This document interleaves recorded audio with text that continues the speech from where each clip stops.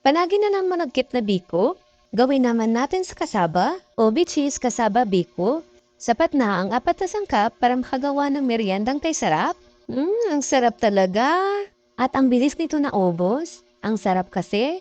Tara, gawa na tayo ng kasaba biko. At dito maghandarang ko ng 3 cups ng grated kasaba. At napigaan ko na po ito. Kaya ready na po ang ating kasaba. At dito sa ating kawali, maglagay lang ng 2 cups ng coconut milk at 1 can ng OB condensed milk. Kung wala kayong OB condensed milk, yung plain na lang na condensed milk, lagyan nyo na lang po ng food color. Kung may food flavor kayo na OB, pwede nyo na rin lagyan. Ayan, kumukulo na. Pwede na natin ilagay ang kasaba. At i-mix-mix lang natin itong mabuti hanggang sa mag-well combined ang mga sangkap natin. Ilalagay ko na lang po ang ating mga ingredients sa comment section sa baba at sa dulo nitong ating video para kung gusto niyo gayahin ang ating recipe, madali niyo lang po masundan.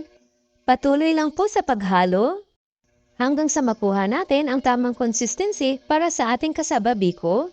Ayan, pwede na po ito. Naglagay lang po ako ng dahon ng saging at nadarang ko na po ito sa apoy. At ilipat na natin dito ang ating kasaba biko. At i-flat lang natin ito para maganda tingnan. At magkasya dito sa ating bilao. Hindi na tayo naglagay ng asukal kasi sakto lang ang tamis ng condensed milk na nilagay natin. At i-slice lang natin ito. At pagkatapos natin ito ma-slice, lagyan lang natin ng cheese. Wow, ang sarap na tingnan. Parang malagkit na biko. At talaga namang napakasarap at napaka-cheesy. Maraming salamat hanggang sa susunod po.